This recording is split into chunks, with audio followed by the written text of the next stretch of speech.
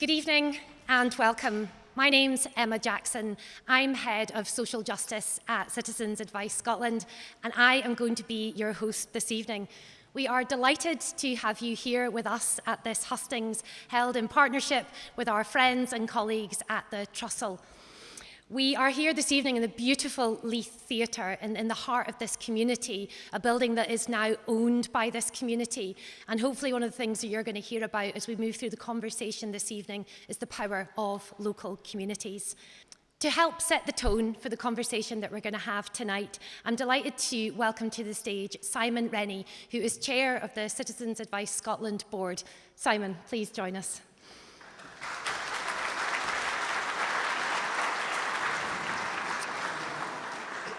Thanks very much, Emma, for that introduction, and welcome again to everyone to this hustings event, which we at CAS are hosting along with our friends and colleagues at Trussell. As Emma said, I'm the Chair of Citizens Advice Scotland. I'm delighted to be with you this evening. Just a few words of introduction to the event. This is the fifth in a series of sessions that we are holding in the build-up to the election in a few weeks' time. The previous 4 sessions have covered topics including public debt and financial security, how to maximise people's income, transition to net zero, and forgotten populations. And we ran these events under the banner of foreCASt, and they can all be found online. And I would recommend that you go online and have a look at these things because they are astonishingly rich in terms of content, in terms of understanding the issues that our clients face, and in terms of understanding the problems that they face dealing with the systems and institutions that people in Scotland have to deal with day in and day out. And this work, foreCASt tonight, is all part of our continued work to have an influential voice shaping public policy and hopefully improving that policy for the benefit of the people it's meant to help, our fellow citizens. The pre-election series has been driven forward with exceptional skill and determination by Emma Jackson, Niamh McGeechan, and it's been supported by a small but committed group from our Impact Directorate, headed up by David Hilferty. And I guess the important word for me there is impact. The Impact Directorate really has lived up to its name in the past few months, and we are making a significant impact. And the level of interest that's been shown in these events has been phenomenal. So this is a real gear shift for us in terms of moving our agenda on. I'd like to say a few words of thanks, especially to the Robertson Trust, who sponsored this programme of events, and I hope that they would see this as a resource that's been well spent.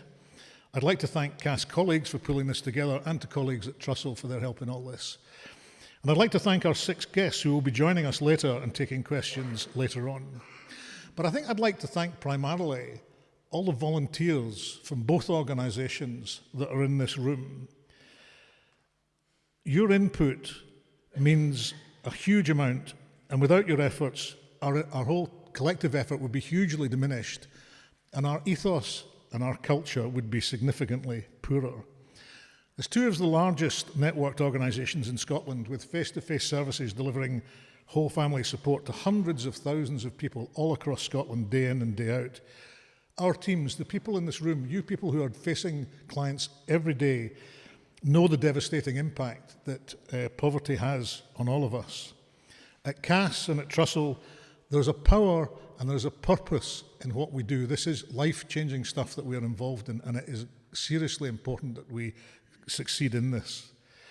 Last year, CAS provided person-centred work, wraparound immediate support to over 190,000 people across Scotland, unlocking £170 million of money, which was spent then in local communities and went straight back into communities. These are impressive numbers. They're important numbers, but of course they are much more than numbers. 190,000 people. These are people who are in dire straits. You know this. These are people who are desperate. These are people who are in despair. We are able to help them and make life-changing improvements to their lives. These are families in need. These are individuals in need. These are people in despair. And it's right and proper that we are doing what we're doing. That we, as 2 organisations, have to exist is a shame on our society. That we do exist, however, is a testament to the humanity that exists within our society. So that we have to be here is just, it's as I say, it's a shame on our society. But within that society, there are lots of good people who want to put things better, and you're involved in that. So the audience tonight is comprised of people working on the front line, and as such, I guess it's quite unusual for an event like this, but it's fantastically helpful. Indeed, I think it's essential to help close the gap between those suffering harms, which you're all familiar with, and those who in a few short weeks' time, and at this point I was expecting to wave at our candidates, may be in a position to act on those harms, and they'll be joining us later in the event. So collaboration and partnership between our two organisations will strengthen what we can do collectively, and I look forward to that continuing as we go forwards in the coming months and years. And just to close then, a few words on why we're doing this. And I'm going to quote David Hilferty, our Director of Impact, on this quite closely and carefully. As one of Scotland's leading charities, we at CAS are politically impartial. We are not politically neutral. And what I mean by that is that being neutral would mean being silent to the multitude of harms we see day in and day out, that you see day in and day out. And we cannot be passive observers in this. We have a position in this. We have a role to play in directly influencing and shaping policy and legislation that impacts on our clients.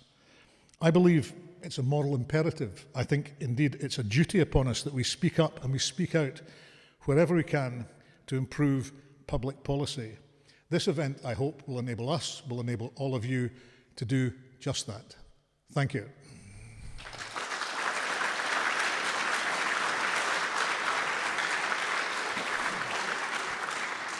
And now I hand back to Emma, who will do the hard work for the next hour and a half. Thanks, Emma. Thank you very much, Simon. Across both the Citizens Advice Network and Trussell, all of our work is grounded in local communities, the people that we support and the staff and volunteers that deliver essential service. So to help us stay really grounded in local communities and the issues that those communities are facing right now, I'd like to welcome to the stage Alana Forsyth and Laura van de Hoeven, along with Kate Hughes from Trussell. Alana is CEO of Renfrewshire CAB, having previously been the CEO of Glasgow North West CAB, both very busy services in the heart of communities facing multiple challenges. Laura is CEO of the Edinburgh Food Project, a city-wide service running 7 very busy Trussell food banks across Edinburgh and delivering advocacy and campaigning projects. Kate, who's part of the advice team at Trussell, is going to guide us through a conversation with Laura and Alana so we can hear more about the reality that people are facing. Over to you, Kate. Good evening, everybody, and thank you so much for Alana and Laura for joining me on stage. So we're going to dive straight in. So firstly, can you tell us about what people in your community are experiencing right now? So why are people needing to access their local food bank or their local Citizens Advice Bureau for advice and support? What are people sharing about their situations? Thanks, Kate. So every day across our communities, more and more people are struggling to meet the cost of essentials. So that's the rent, the mortgage, council tax, energy and food. The basics we all need to live well. The costs have continued to spiral well beyond any increase in people's incomes. And a lot more people are struggling with arrears of council tax and rent, for example, and generally just increased debts. So people are in a never-ending loop of deciding what bill to prioritise each month in order to keep a roof over their heads and keep their families warm and fed. There's so many reasons why people need CAB in their communities. A loss of job, exorbitant housing costs, illness, separation, the speed at which action is taken for council tax arrears, and rising debts, just as some examples. The compound effect of these issues means that even with clients who are working and wouldn't normally expect to be struggling, their money simply isn't going far enough. And that's just to meet what we in Scotland in 2026 should reasonably expect to be a basic standard of living. And I'll give you 2 very recent examples of clients, Kate, just in the last 2 weeks. We had a full-time nurse in a private rent buying food and a credit card for her and her 2 children. She's now having to do extra bank shifts to try and pay off her credit card bills. And she's having to weigh up the cost of the extra childcare to allow her to do those extra shifts. And the stress of struggling like this is really starting to take its toll on her and her health. And last week I was at an energy event and I met an 82-year-old woman who lives alone. She lives in a high-rise flat and she doesn't have any family support. She told me last week that she's now dipping into money that she had put aside for a funeral in order to pay her electricity bill and the rising living costs. she's paying £194 a month to live in a one-bedroom flat. She's now going out to local lunch clubs as often as possible to try and keep her costs down, even when she doesn't quite feel up to it because her mobility isn't good. So basic living costs are simply unsustainable for people, and they're driving our communities further into poverty and forcing them to live in really challenging circumstances on a daily basis. Thanks, Alana. And Laura, what are people sharing about why they need to come and access Edinburgh Food Project for support?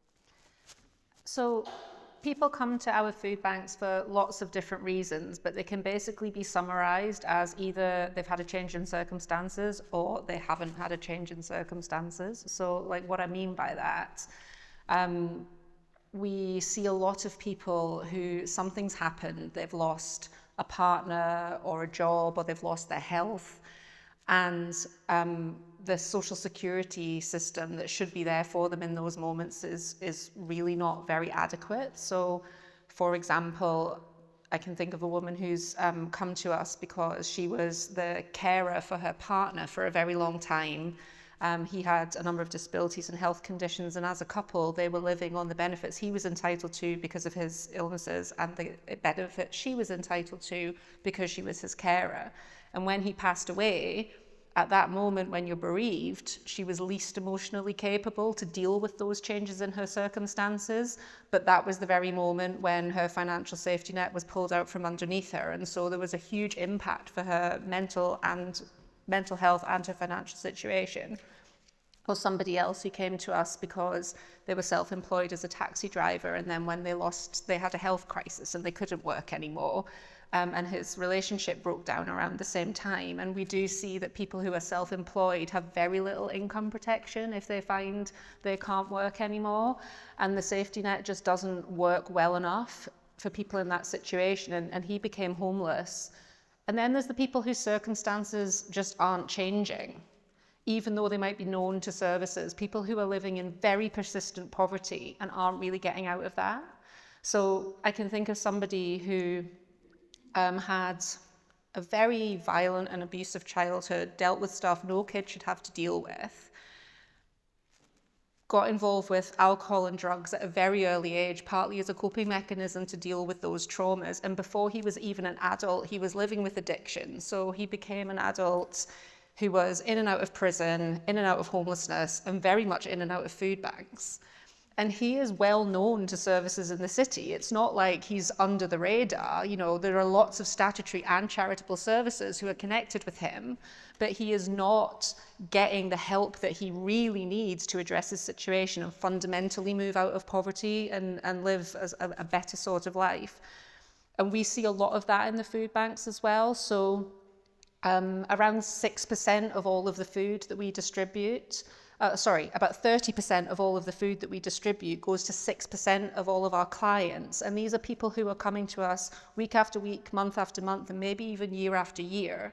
And they're living in our communities in a way that shouldn't really be acceptable in the 21st century, and they're not getting what they need to move on. Thanks, Laura. It sounds like people are facing like a really wide, kind of complex kind of range of challenges. So if you were to think of one issue that's forcing people into poverty particularly, or one group that's really being harmed by poverty at the moment, like what comes to mind, and what's it like for your teams trying to support that group or that with that issue? So I think we feel certainly at CAB, and I know Laura feels the same, that poverty is expanding at what feels like a rate of knots across our communities. With the sharp and continued rise of cost of living, everyone has noticed the difference, and I'm sure most people in this room have noticed the difference, and people have been impacted across all demographics. So every day in CAB, we're now seeing people that would never have come to us for support in the past. They'd never needed to. So we're seeing couples that are in full-time work, we're seeing retired people, we're seeing people that had run their own successful businesses for many years now needing to access our services because they simply cannot afford to meet all of their living costs. People have already stripped out every expense that they possibly can, and now that the only thing that they can do is either eat less or live in colder homes. We've noticed that a lot of single people, even if they're working full-time, cannot meet all of their costs. It is almost impossible unless you're in a really, really healthy salary to live on your own and maintain a home. Meaning that in many cases, people can't leave home or live without a partner or a flatmate. It also means that single parents are desperately struggling when their children leave home, and people that are impacted by separation or bereavement are disproportionately impacted by rising costs of living because they have no buffer. Many people that present at CAB are distressed, they're under acute stress, they can be angry and occasionally even aggressive. And that's often due to fear, frustration, a sense of shame at their circumstances. And large proportions of our clients can also be dealing with poor mental health, addictions, disabilities, and often all of these things are exacerbated by how they're living and the issues that they're facing, and the level of crisis and destitution that they're living in. Housing, debt, food and fuel poverty, employment issues, none of these things exist in isolation. So when people need our help, they come to us with a range of multifaceted, interlinked issues that require time, skill and dedication to resolve. We have very dedicated teams across the network. They're skilled and they're passionate about what they do, but it really can take its toll. They provide a caring, friendly face when often many other doors are closed due to the digital by default policies that we see across our communities. And in many communities across Scotland, CABs are often the only service available where you can walk in and speak to someone and get advice. And our teams will sit in the trenches with you and listen to really harrowing stories every single day of despair and hopelessness. And that can be overwhelming, even for the most experienced advisor. Thanks, Alana. Laura, we know the issues we've been talking about haven't happened by accident, and systems can help or hinder people experiencing hardship.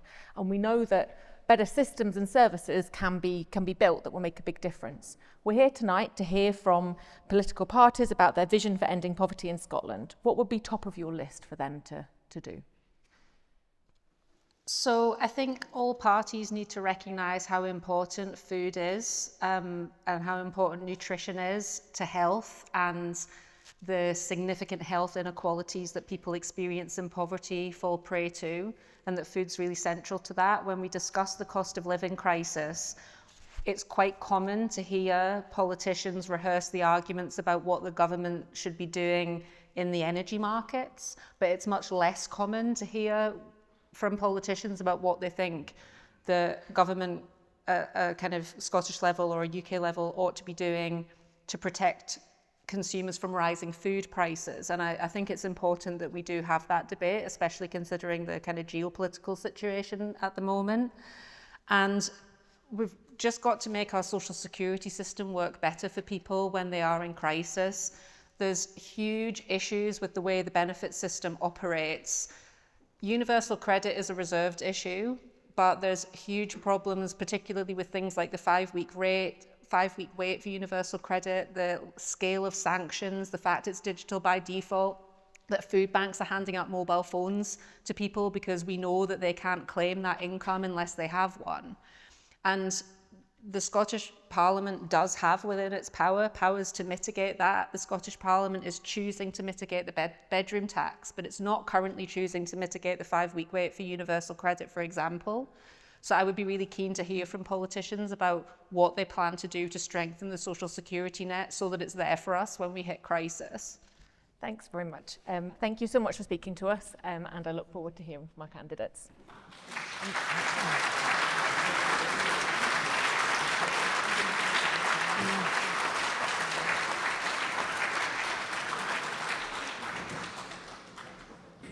Thank you so much, Alana and Laura. I'm quite sure everyone in this room could have listened to both of you share for quite a bit longer. The power of the stories and the experiences from your local community are so important for us to not just listen to, but for really to take to heart, to consider what it means as we look to tackling poverty. I think just as we were getting into that last question there, it was a real reminder to us that of the possibility that does lie ahead in front of this next Scottish Government to really take action on tackling poverty. Statistics last week from the Scottish Government show that almost 1 million of us were forced to live in poverty during 2024-25. including more than 200,000 of our children. With 2/3 of everybody seeking advice from a local CAB living in the most deprived communities in Scotland, and the Trussell network of food banks giving out more than 220,000 food parcels during that period, it shows not only the complexity of issues that people face, but the depth of harm that folks are being forced to endure. In a just and compassionate society, none of us can be content with this. We've heard a glimpse of the profound impact that poverty has on people's lives and those who support them. You see, poverty costs all of us. It robs people of their dignity, holding back all of our collective well-being and prosperity. But the good news is that solutions exist, not just to reduce harm, but to actually really tackle poverty and to create the conditions for all of us to be able to live decent and dignified lives. So to hear more about what their party would do to eradicate poverty, I'm really delighted to be able to welcome to the stage this evening candidates from 6 of the political parties standing in this May's Holyrood elections. I'm going to be welcoming from Scottish Labour, Claire Baker, the candidate for Kirkcaldy. From the Scottish Conservatives, we have Christopher Cowdy, candidate for Edinburgh Northern. For the Scottish Liberal Democrats, we have Ewan Davidson, candidate for Eastwood constituency. For the Scottish Greens, we have Hugh Manavan, candidate for Edinburgh and Lothian East. For Reform UK, we have Charles Turner, candidate for Edinburgh Southern. And finally, from the SNP, Shirley-Ann Somerville, candidate from Dunfermline. Thank you for choosing to be with us here this evening. We are really looking forward to hearing all that you have to say. We're also really looking forward to a robust and a respectful debate where we honour each other's dignity and that of the audience here with us this evening. We really want to hear about your policies. We don't want this to be personal. So we're going to start this section of the evening by giving each of our candidates a chance for them to set out their vision for a Scotland free from poverty. You'll each have no more than 3 minutes, and I will keep time and try and make sure that we move through, but you'll each have 3 minutes to do that, and we'll just move straight from one person to the next, starting with you, Claire, and working our way down the line and finishing with yourself, Shirley-Ann. So hopefully the microphones are all working, and we will start with you. Feel free to sit or stand, whatever you're comfortable with. I'm not sure if I can stand, if that's... No, maybe sit. No, I can't. Maybe sit. Thank you. So first of all, just to say thank you so much to CAS and to Trussell Trust for organising the event this evening, and thank you to everyone in the room for all the work you do supporting our communities across Scotland. And it was really effective to start with Laura and Alana's contributions, which were so powerful and really remind us of the kind of challenges that we're facing.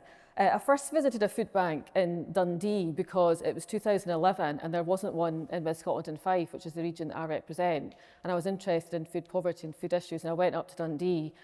Now, since then, we've seen a huge expansion in the need for food banks, and that in every village and town across the region that I currently represent, we've seen a dramatic rise in poverty in the past 20 years. When Labour left government in 2010, we had lifted 600,000 children out of poverty. By the time the Conservatives left, there were 900,000 children more in poverty than there were when we had left government. And we've also in Scotland, we do have child poverty targets that we're set to meet. We haven't met the interim targets. It's expected by 2030 we'll still not meet the targets. We'll be lucky if we meet the interim targets by then. So there hasn't been enough done in the past 20 years to address poverty, and in particular child poverty. And we do know the impact of that, whether it's in educational opportunities or health inequalities. We know that in Scotland, the average age of healthy life expectancy is 59, which is really pretty appalling. The educational opportunities and the employment opportunities that people aren't able to access. And so this election gives you a chance to think, are we looking for another direction? While social security is vitally important and it is a safety net, as was described by our first speakers, for people, and there will be some people who will require social security support whether they're in work or whether their circumstances might not allow them to work, but there are other people who do want to work, and we need to make sure they have the opportunities to access employment, that we deal with the real root causes of poverty. and we make sure that people can get into employment, that they get good paying jobs. That's why we've increased the national living wage, the living wage. We passed the Workers' Employment Rights Act. It's about good, solid jobs for people that will build our communities, bring investment into the communities. However, this is an election where you have a choice to vote for anybody on the panel, and the Scottish Parliament does tend to end up with parties having to work together.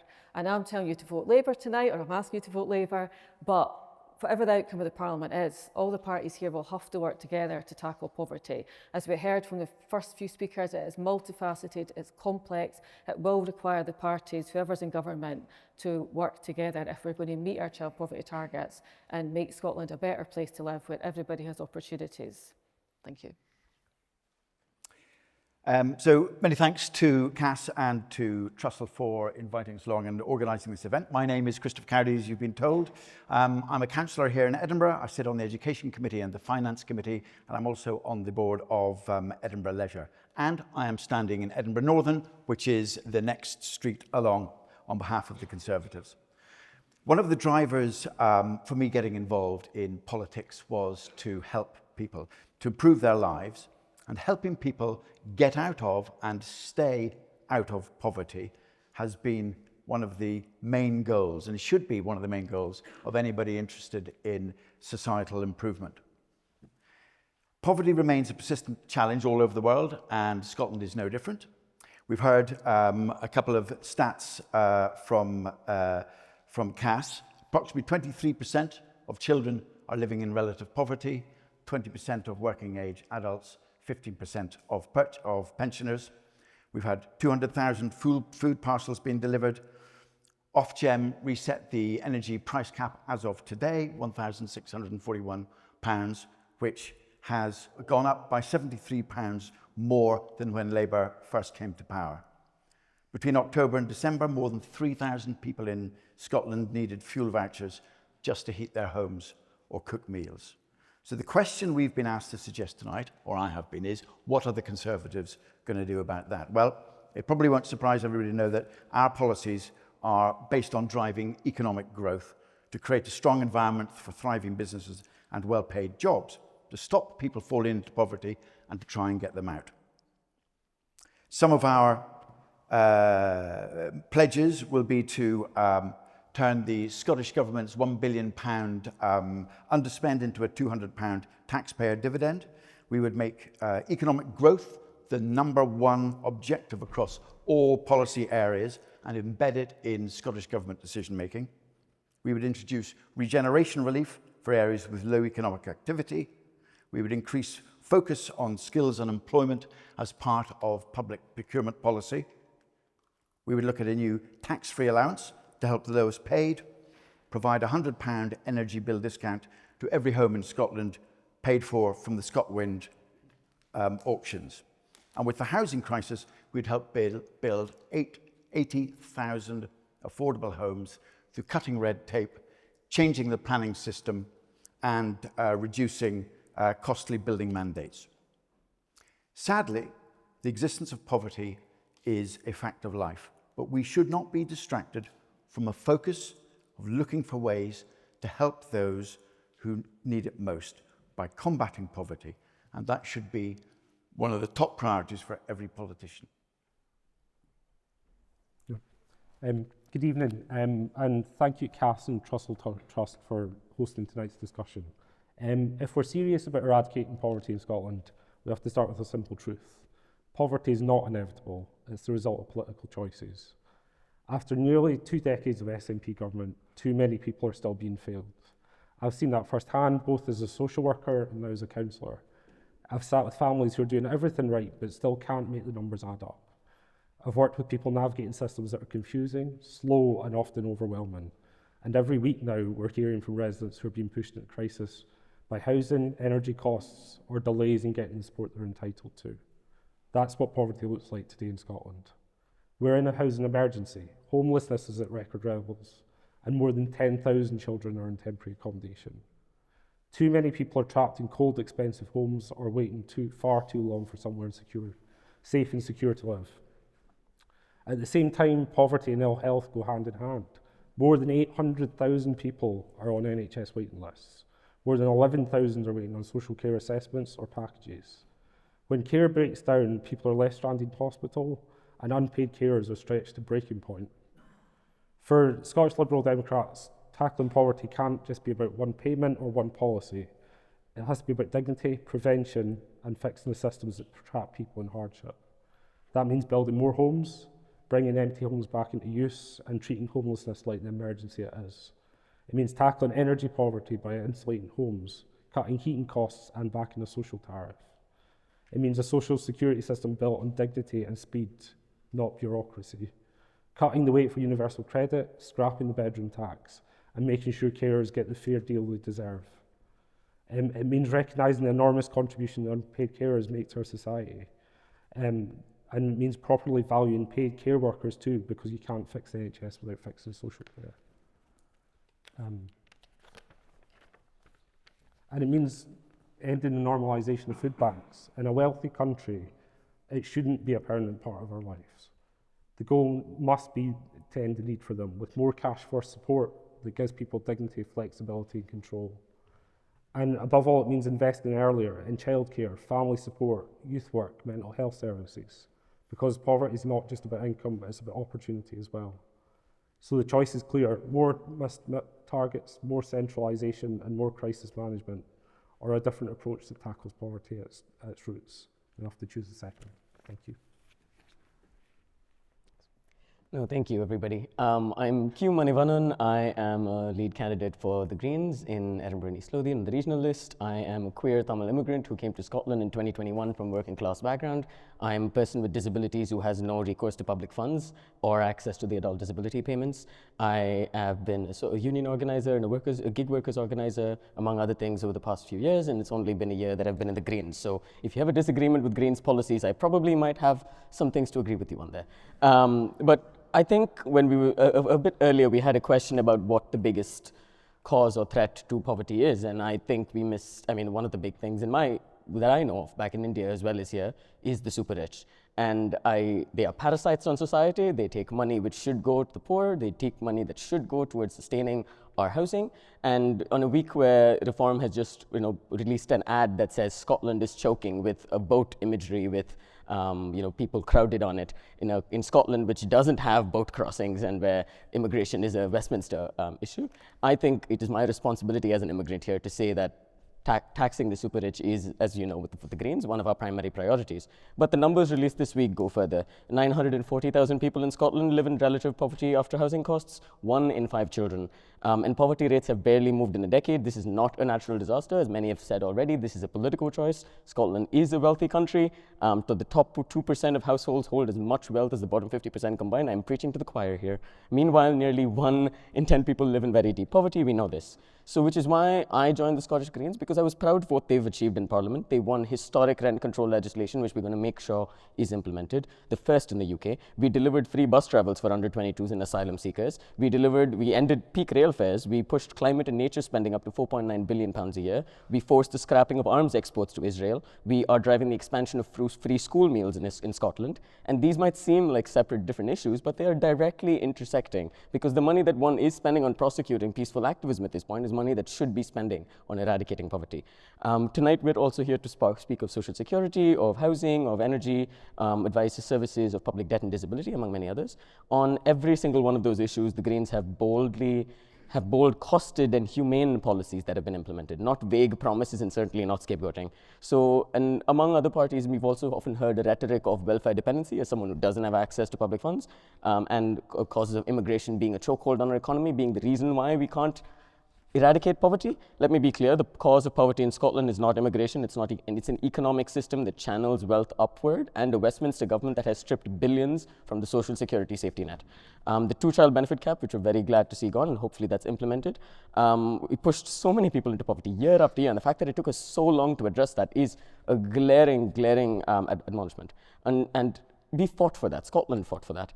So I do believe that another world is possible. I do think when we're speaking of hope in the Greens, we don't mean it as a noun, but rather as a verb, as something we do daily, which I think we have proven. And we're going to continue talking about this. And in the rest of the evening, I'm hoping to discuss more of that. Thanks.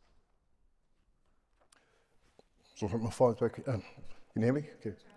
I'm Charles Turner, representing Reform UK, and I'm representative for Edinburgh and Southern. I have to say, it's very sad what I've just heard today, the speakers before. It's brought me back to my childhood. Yeah, it's really, really sad. And coming up to Scotland, maybe nearly 3 years now, I went around, I won't name the place, done a bit of campaigning. And yeah, some places not great. And I think we need to sort of work together in how to eradicate this. However, it does, one thing I will agree with the Greens on, economical growth. Because without economical growth, it is literally impossible to fund more money into the system.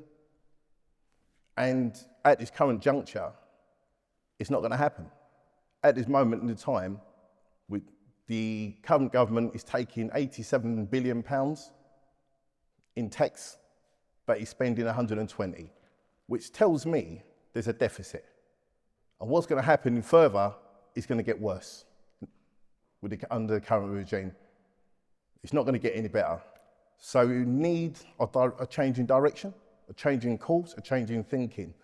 We've got big issues. We've got big issues, and it runs deep. It runs down to housing, 40,000 people, 40,000 adults, 10,000 children are living in temporary accommodation, energy costs rising, and this is before the war at the moment. So I think I welcome a healthy debate on how reforms will challenge this. I would say taxing the super rich or taxing the rich in Scotland, is that a way forward? I'll say no. And the reason why I'll say no is because when you've got, I call the super rich, whatever that is, by the way, I don't know what the super rich is, so I need to see the definition of that.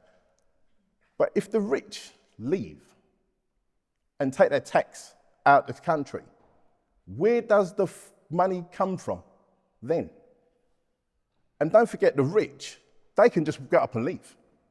You know, they just get up, leave, go wherever. So I think instead of just like hitting the rich hard so they leave, and they are leaving, by the way, we need to have a better understanding of getting a joined up approach about how to fund the tax system better.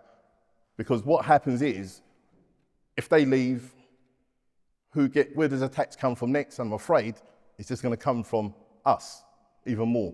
So there can be more taxes, and then more people are going to be destitute. So I think it's not a direct, simple of hitting the super rich. Thank you. Thank you very much, and thanks to CAS and to Trussell for the invite to come along.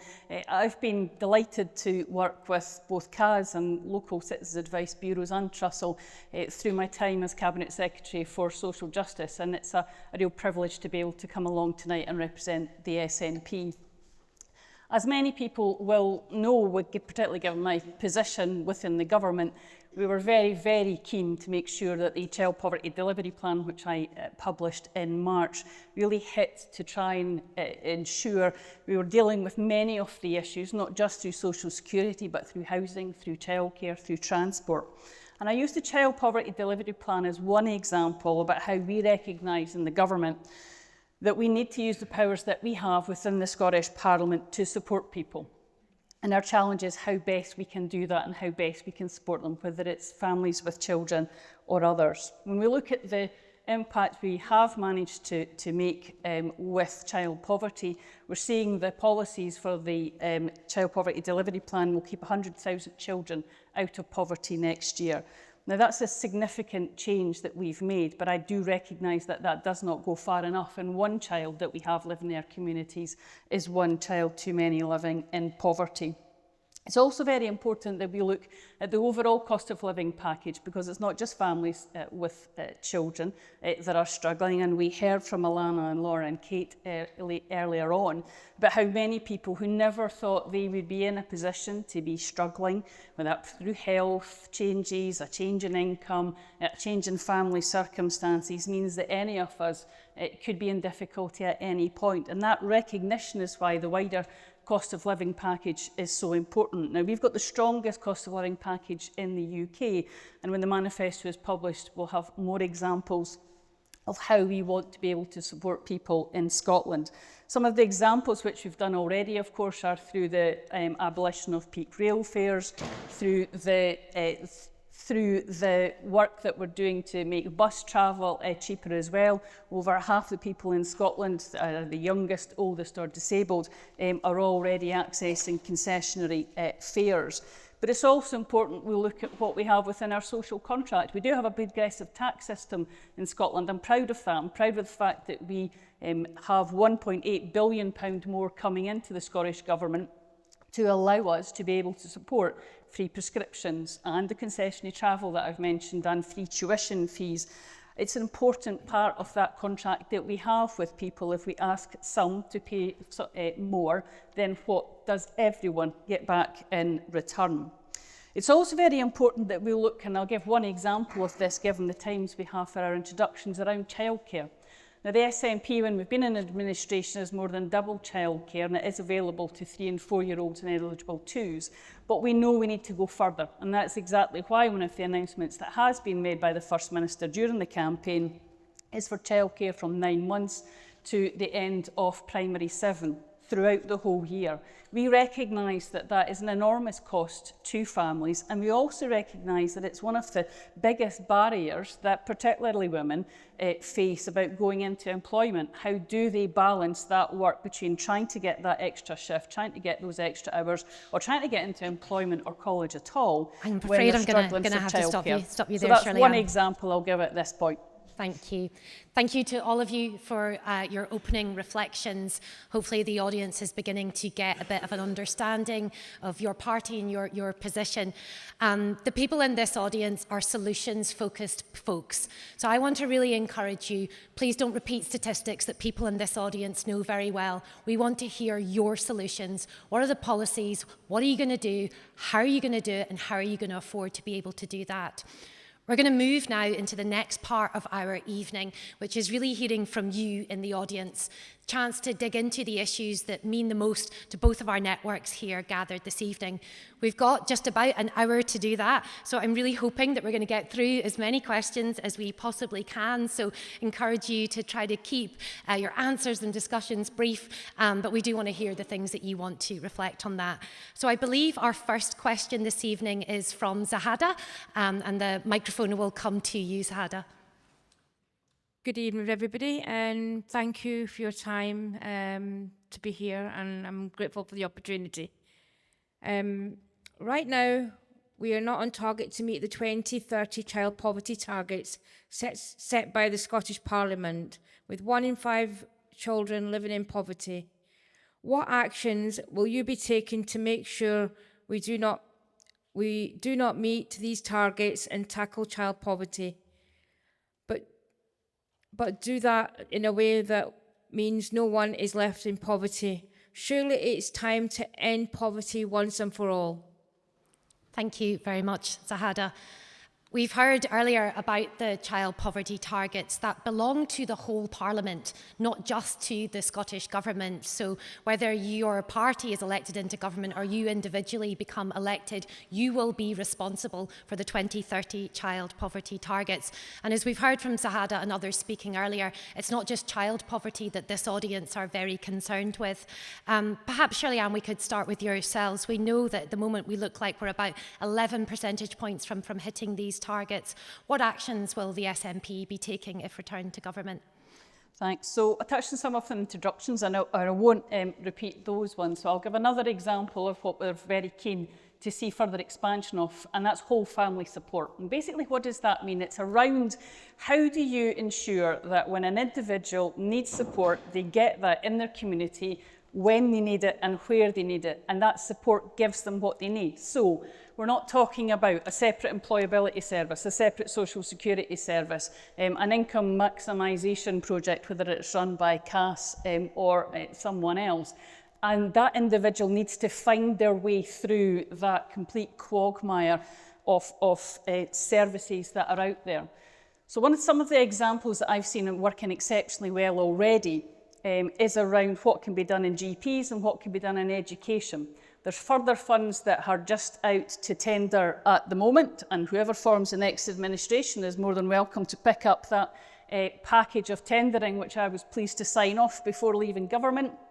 And that will give us the opportunity to allow support to be wherever someone needs it. So one of the recent examples I saw was in Edinburgh. Another example was in Perth. It was with Perth CAB, where everyone came together and they worked out what a person needed and they supported that person. Now, a lot of it was around employability, a lot of it was around income maximisation, but it wasn't about a project here, a project there, and a project there. It's about looking at the individual, what do they need and how do we support it? So that's an example of how you can actually help someone get themselves out of poverty, not just in the short term, but actually change that for the generations to come. And that's a really important project. One example of how we can help tackle poverty. But we are absolutely determined to meet those child poverty targets. Thank you. Who'd like to come in next to offer some reflections on child poverty? Claire, go for it.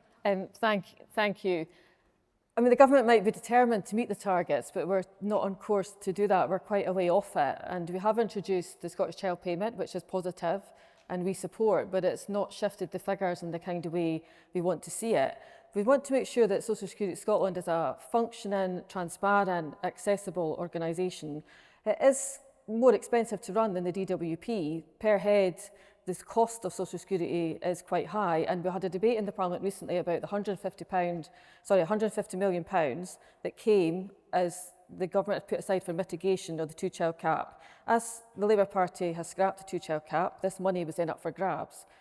So we had a big debate about how to spend the money, but at the same time, the budget of Social Security Scotland has also gone up by £150 million.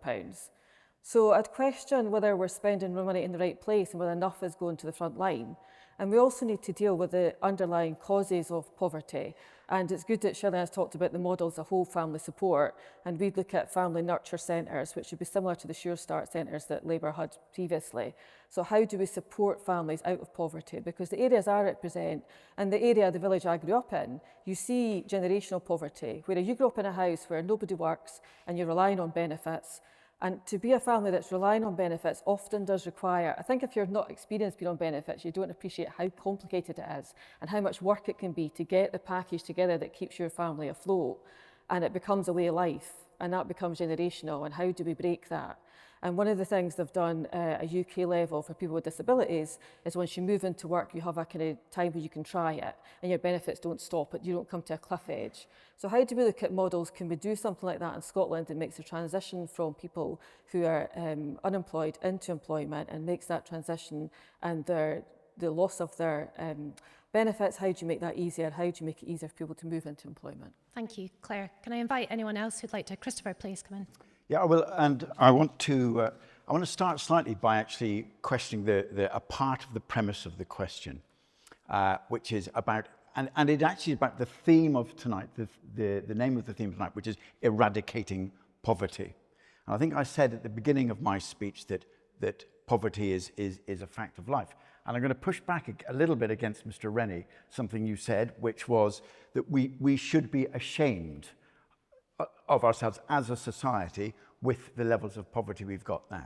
So my view is I am very sad that we have got poverty, and I think it is great that we have all of these organisations and all of these people on this side and that side fighting to try and mitigate poverty. But for me, it is a fact of life. And we heard a couple of stories from, I think, Lana and Laura about people who fall into poverty through almost no fault of their own or through unforeseen circumstances.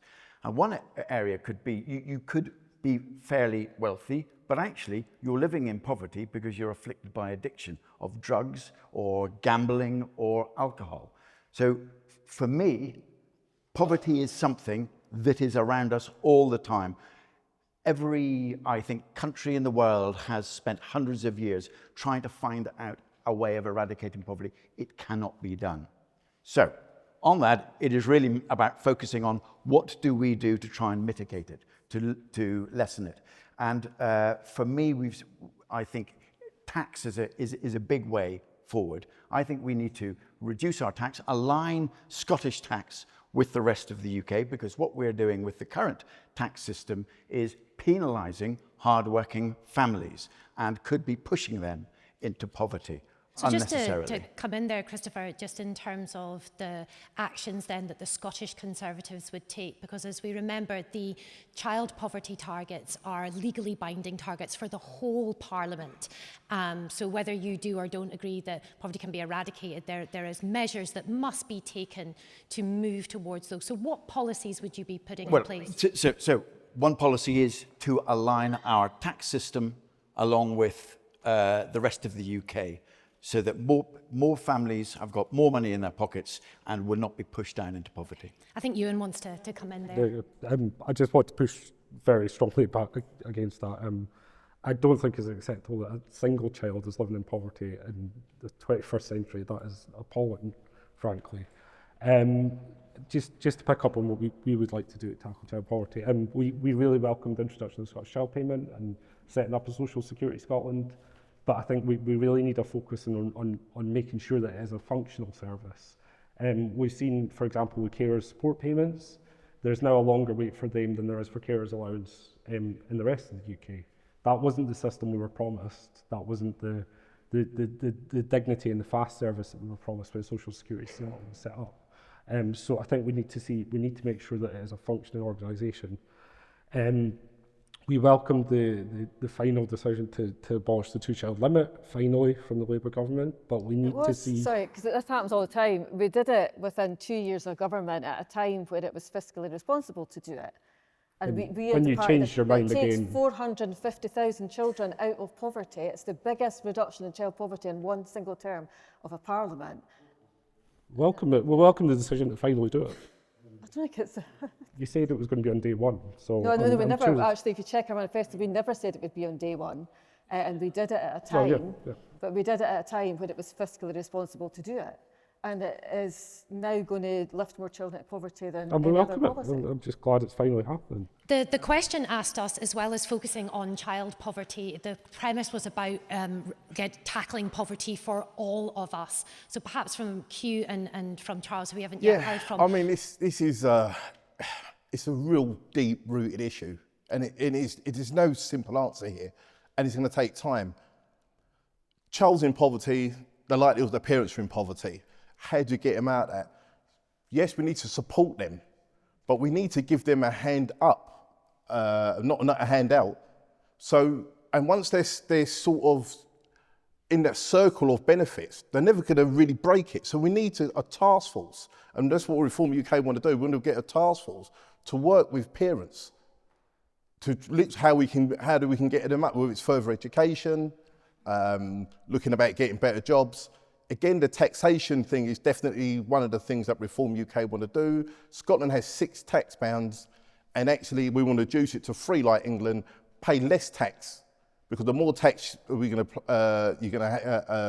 tax you're going to pay, the more tax you're going to have, more money you're going to have in your pockets. We spend a lot of money on quangos, 6.5 billion. And we've targeted 132 quangos that we want to get rid of through ideology stuff, net zero stuff, and put that money back into people's pockets. And would that money be for tackling poverty? Absolutely. And how would that happen? Well, it would go putting in task force, and then obviously helping people, creating a system to help support the people that need it. Because it's not just, there's things out there already, but they're not getting to the people. So you need a task force to implement it, to make things simple, and make sure they reach the right people in need. And that's what we're looking to do. I'm going to invite Q. Yeah. Oh, thank you. I think when it comes to social security, particularly when it comes to child poverty, we've been in a constant tussle, as many of the others have indicated, between Holyrood and Westminster, and I think there's a lot that Holyrood can do. Again, we welcome the scrapping of the two-child cap, but then I think now, in all the work that we do with the Scottish Government is going to be doing to mitigate that from 2026, that's a lot of money we're going to be spending that should have been spent on transformation, which is why when the Greens really will push for a deal with the UK government for full powers to run a comprehensive UBI, the Universal Basic Income pilot. I know that's the most ambitious of us. I'll get to the more short-term ones, get to that. But short of that, we do have to roll a basic income for care leavers. Young people who leave care deserve a secure income, we believe, not just a cliff edge. And we will raise the Scottish Child payment to at least £40, raising it to at least £55 by 2030. And we will compensate for the unfair young parent penalty, which punishes under 25s. Furthermore, I think the Greens are also committed to implementing recommendations of the Minimum Income Guarantee Expert Group that already exists, taking us a significant step already towards UBI. But we'll also, alongside that, fund local councils to create women's equality funds, targeting targeted crisis financial support for marginalized women, including unpaid carers, including survivors of domestic abuse, including women with no recourse to public funds, including disabled women, and that directly helps eradicate child poverty. These are groups who fall through every other net we know as things stand.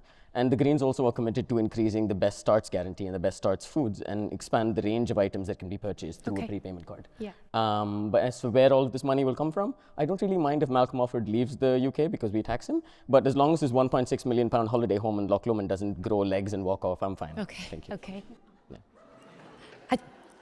I think we're going to get a chance to dig into some more of these things as we move throughout the questions.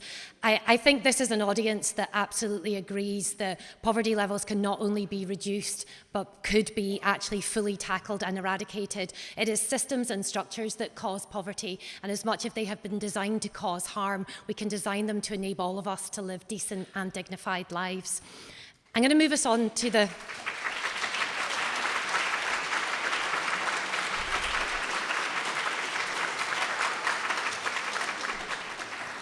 I'm going to move us on to our second question of this evening, which I think is going to be from Pete, as the microphone makes its way through to Pete. Thanks very much. Good evening, everyone. My name is Pete Philp, and I'm chair of the Board of Citizens Advice here in Edinburgh.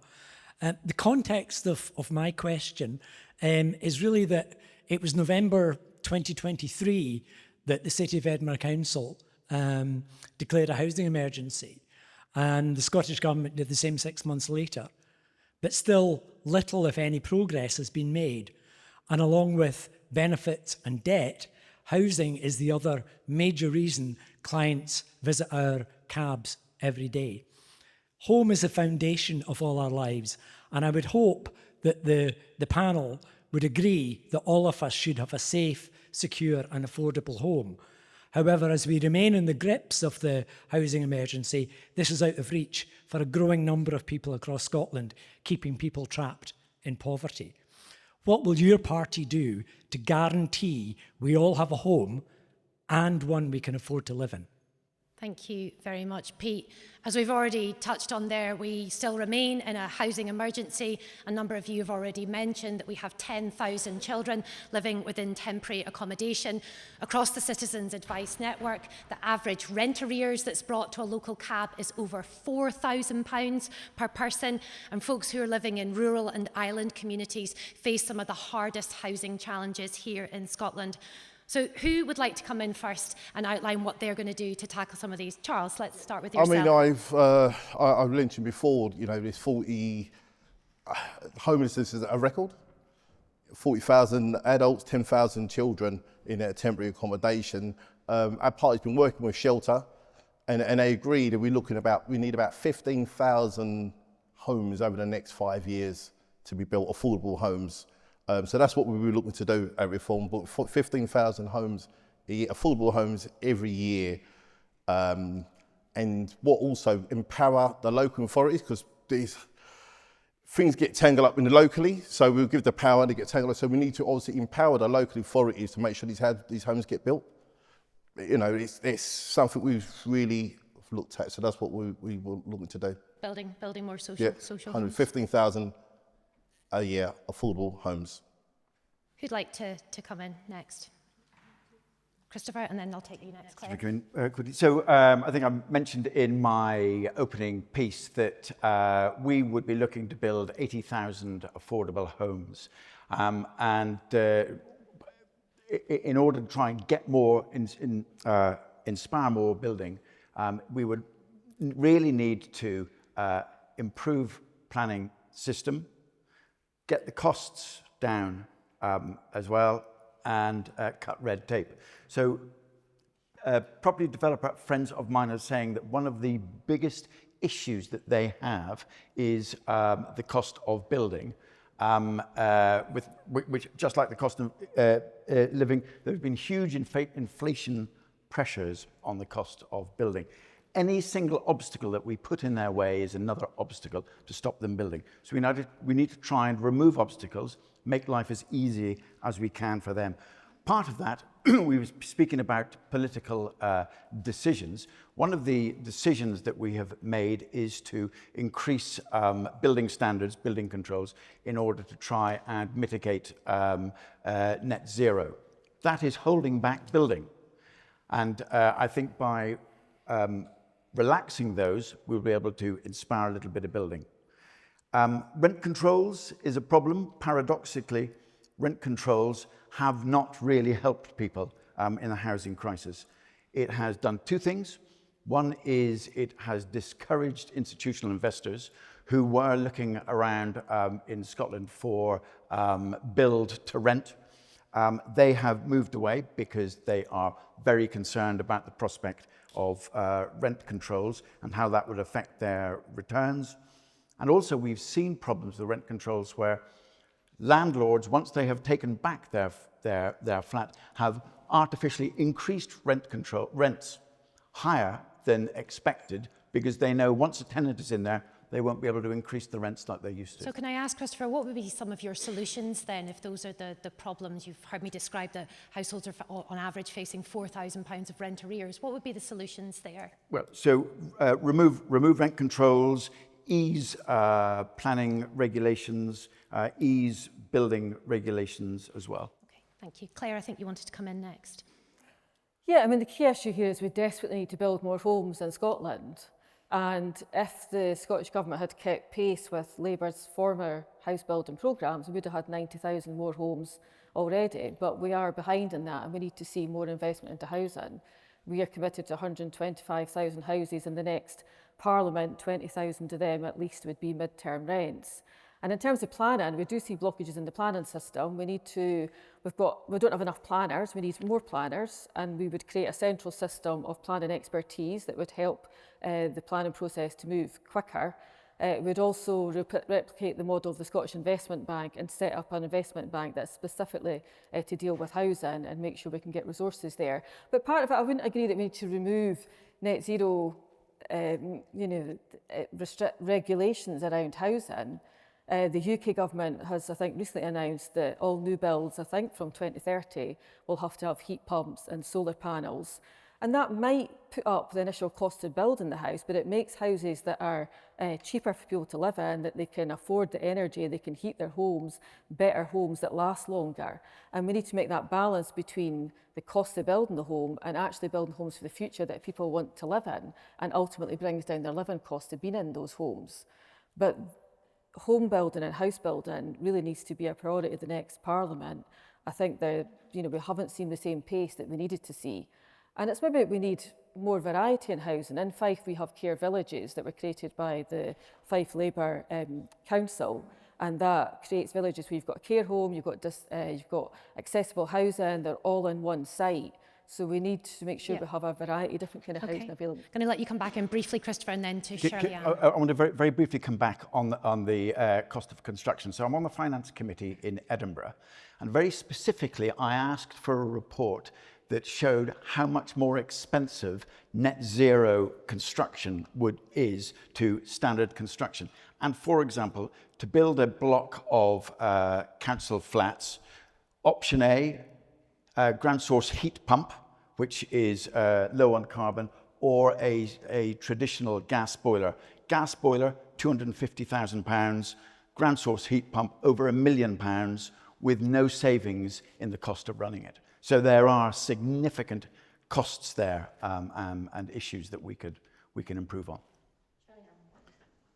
I wasn't going to bring this up, but I can't help myself, seeing as Claire suggested that we look at what Labour did when they were in power. In the last year they were in power, they built 6 council houses. Yeah, Shirley Ann, so I think, Claire, if we're going to go back, I wasn't going to bring it, but you tempted me, Claire, and I couldn't help myself. If you look at the work recently, the FERET has done, the FERET have comprehensively shown that claim is not true. Oh, well, and if you check the figures, it's not we true. can certainly and I'm check not your claiming six it's council true. houses. What And I we think did they were all was in we Shetland focused. as well. What we did was we But let's hear focused from on- Shirley Ann about what the SNP would do if returned to government. So I think if we look at the different sectors and different areas, we need to look at the challenges and opportunities we have. I'm very proud that the Scottish Government, and when I was leading the housing bill as it was then, we introduced rent controls, because I think it is exceptionally important that we do look to protect people in the private rented sector from rents that are going too high. Now, it's up to local authorities to be able to analyse the rental market and decide whether that's the right thing to do in their area, but there is that option there for them to do so, with exemptions to ensure that we don't deter investment from the build to rent market. I'm also proud that I introduced AWAB's law into Scotland, and that ensures that we eradicate mould and damp in every sector in Scotland as well. It's so important that we not just think about the homes that we have, but they're actually good quality homes. We've also looked, and particularly in reference to Edinburgh, looked at how we can target the expenditure that we have from Scottish Government to local government to where particular pressures are. And that's why there's greater investment going into Glasgow and Edinburgh in particular, given some of the housing challenges we have. We've doubled the amount of void and acquisitions funding that has come from the Scottish Government. It's now £80 million. We have too many empty homes as well. So not just voids and acquisitions, but empty homes in all sectors. So what would happen over this next 5 parliamentary term then? So what we'll see coming forward is More Homes Scotland, which does bring together how we can make the most of the money that we have in Scotland and break through some of the barriers. Block sites is an example that I visited in Granton, not too far from here, very recently, which gave Scottish Government investment that took a site that was blocked in planning and pushed that forward. So working with developers to actually unblock sites is so important. But we do need to be really careful about this keep costs down, because what that means is not actually improving standards for disabled people and accessible homes. And we do need to move on that as a government, and we will. One of the reasons why, and I'm sure it was the IFS came out with will come out with our report, and one of the reasons that poverty rates are lower in Scotland, still too high, but lower in Scotland, is because of the housing costs and the quality of our homes, and the fact that rental costs, particularly in the social rented sector, is lower. Okay. So that's along with the money that we're putting in, £4.9 billion in total, £4.1 billion from the public sector over 4 years, will build the affordable homes and assist with the private development blockages. I think you're keen to come in. Yeah, no, thank you. It's an interesting set of conversations, because I joined one of the first reasons I joined the Greens is because in my first year here was when we had the winter pandemic eviction ban, and that made a significant difference to a lot of people around my life, and I was happy to see that happen. And alongside that, previous measures like the tenants' hardship funds show that we can take tangible measures towards housing that are effective. So the Scottish Greens, to directly get to the point, Scotland currently delivers around 7,000-ish affordable homes a year. We do need to substantially increase that, and the Scottish Greens are committed towards it, and to treat the housing emergency as an emergency as it is.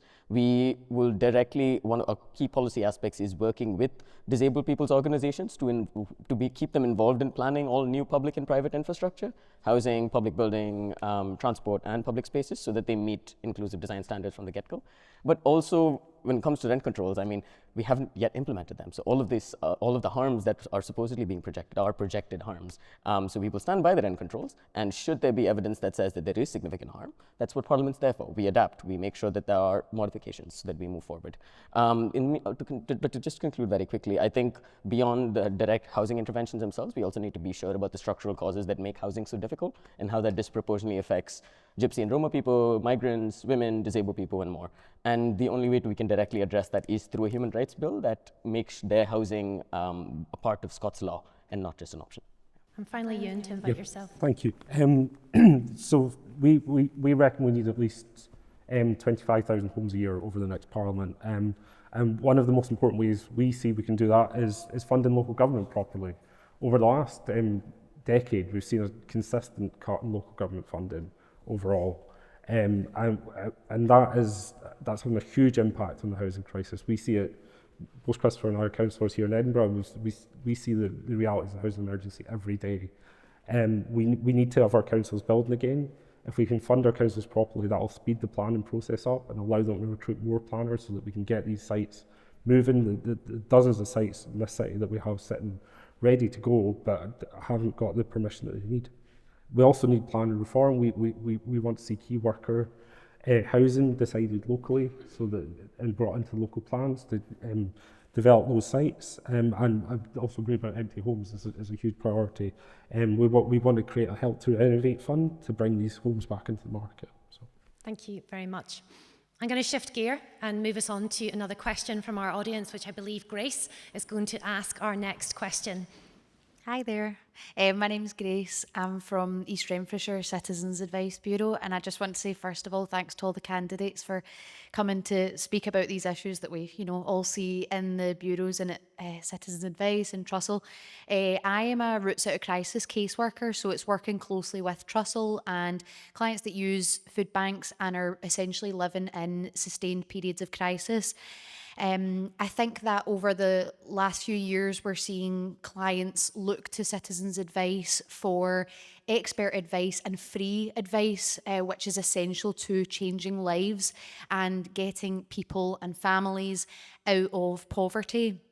But one of the big issues that we face in the third sector is the fact that a lot of funding is just kind of on a year-to-year basis, and so we can't guarantee that prolonged support for clients, but also for advice workers ourselves. We face a precarity in our own jobs, so how can you guarantee that security of funding that, as I say, does change lives and helps with job security for our advisors? Thank you.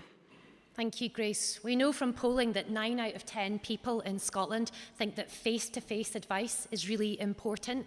And in communities all over Scotland, we've got local CABs and local food banks collaborating and working hand in hand together to provide advice where it's really needed.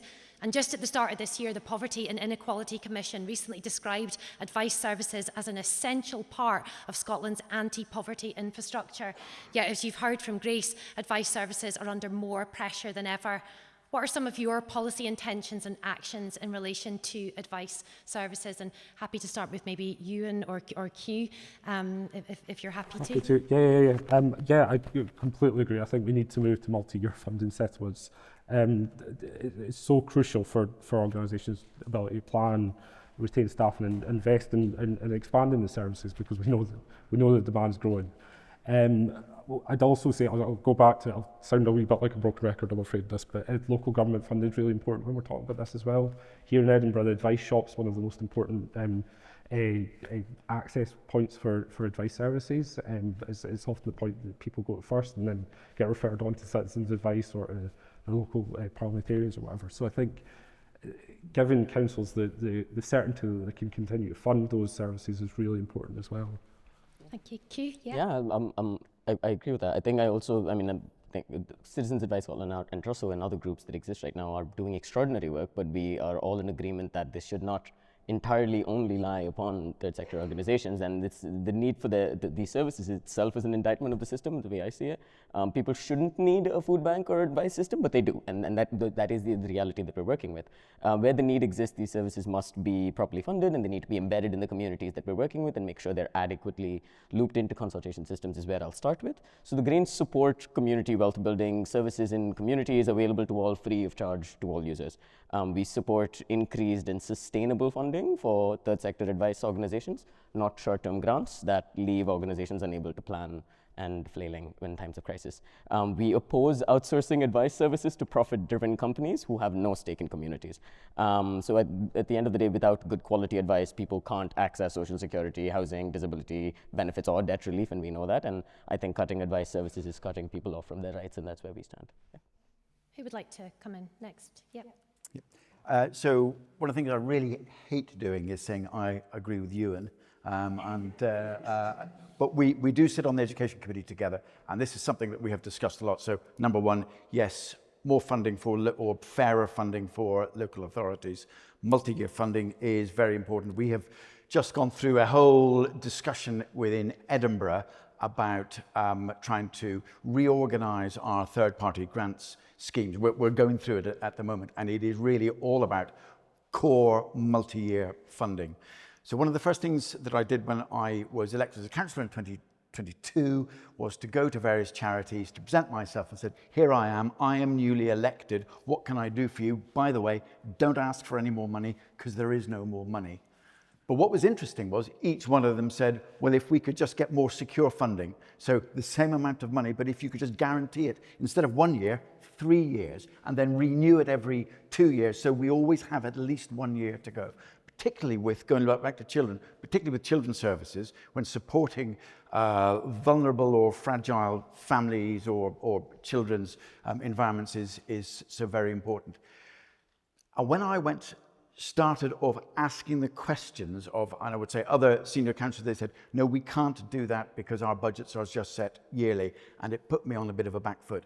I am now 4 years into being a councillor and know not to listen to other councillors so much. And I think it really is, multi-year funding is probably one of the real keys to drive support for third sectors. Claire, I think you wanted to come in. Before I was elected, I worked for SCVO, the Scottish Council for Voluntary Organisations.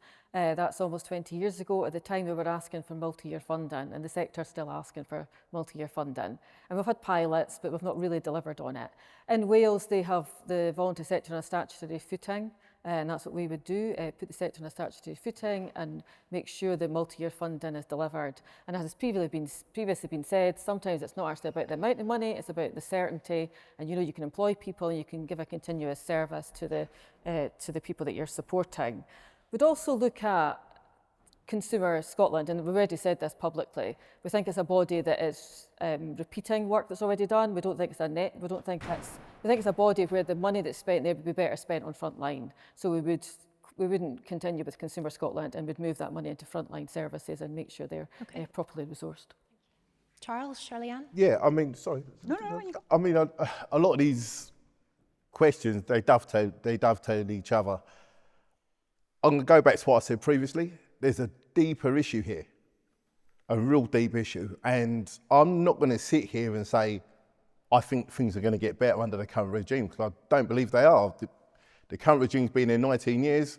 This is the position we're in. 5.5 million people are in Scotland.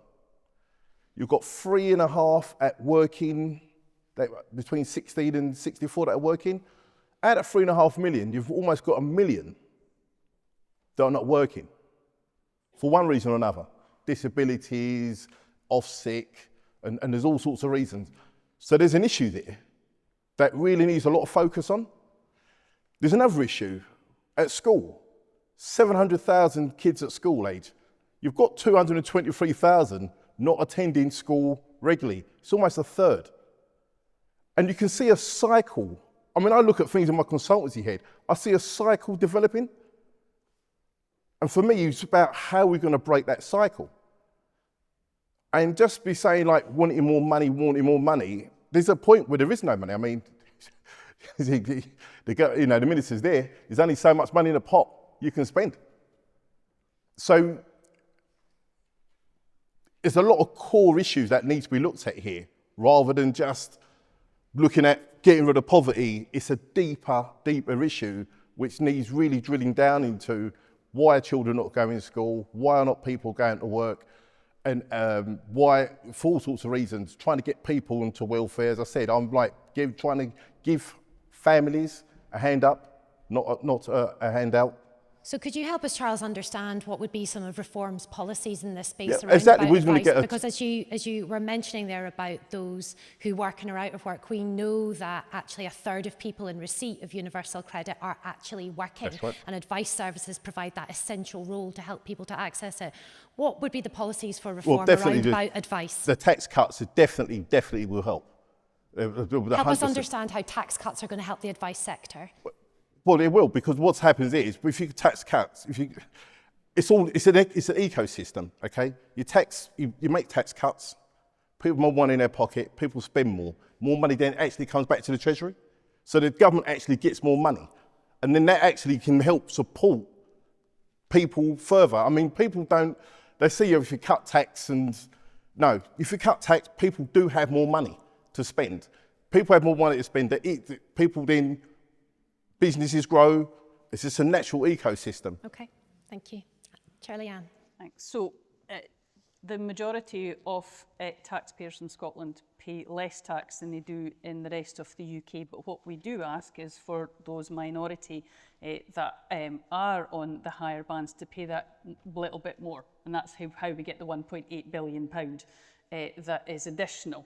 Now, I appreciate there are other parties that want to see tax cuts, and they can make their arguments for where those cuts would then come in the Scottish Government's budget. But on relation to advice services, I really do recognise the importance of advice services. I hear that regularly, and the importance of advice being free and being impartial is such an important reassurance to someone. It is hoped through a lot of the work that we're now implementing that we can catch people before a crisis rather than when they're in the point of a crisis. But whether it's a type of prevention or at a crisis point, those advice services are really important.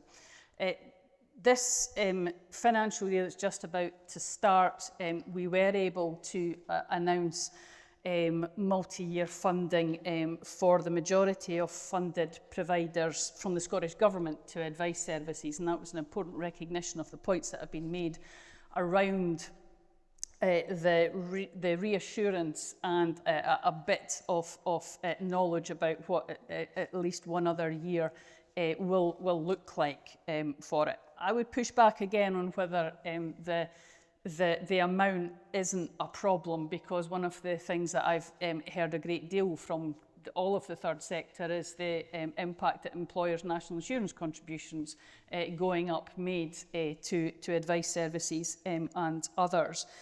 But the work that we have done to look at multi-year funding has been very important. So we have seen changes and further additions in the advice services.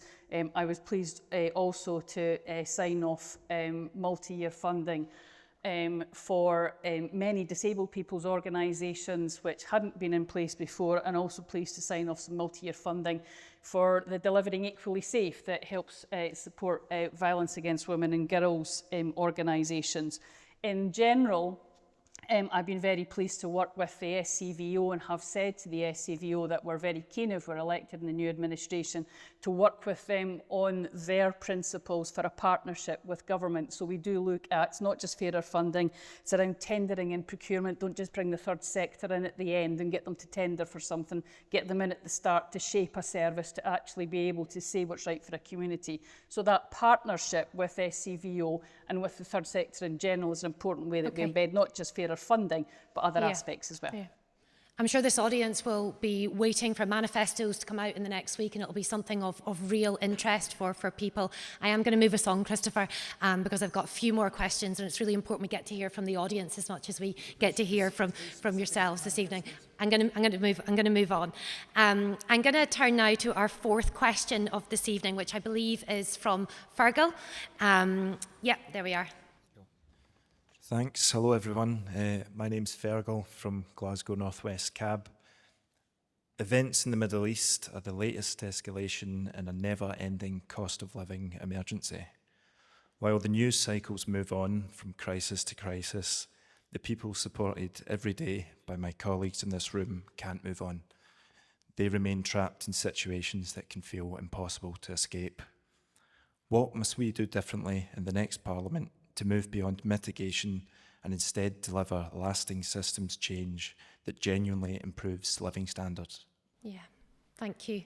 A real reminder today as millions of us across Scotland saw bills rise in council tax bills, phone, internet. We've got prices at the petrol pumps soaring. Many of us are desperately worried about increases in food and energy bills, all of which we know will continue to cause real harm. So I think at the heart of Fergal's question there is about what action is your party going to take to deliver that long-term change, to help to move us from crisis to crisis so that we can move into that place where all of us can begin to think about flourishing and not operating from a place of crisis. Who'd like I'm to? happy to go first. Go for it, Charles. Listen, it may not be popular in this room, but I'm not going to apologise for it. Scotland is blessed with resources, absolutely blessed. And through current governments, shutting down the North Sea oil, stop drilling, gas, and then the current regime refusing to go back into there, it has been a massive detriment to this country. Massive. You know, and I think the ideology of just driving this net zero when the UK produces 0.8% of the world emissions, that's less than 1%.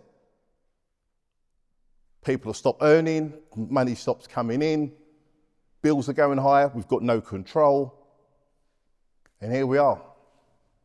People in this room talking about their own situations, organisations, stories I'm hearing from people just not being able to pay bills. I'm hearing electric costs, gas costs, food costs, and they're all linked.